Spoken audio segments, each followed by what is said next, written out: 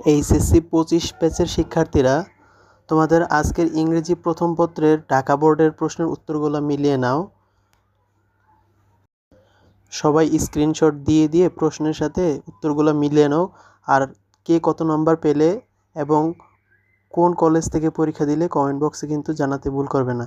আর সকল বিষয়ের প্রশ্নের উত্তর সবার আগে পেতে এবং সকল বিষয়ের সাজেশনগুলো পেতে আমাদের ইউটিউব চ্যানেলটা সাবস্ক্রাইব করে রাখতে পারো।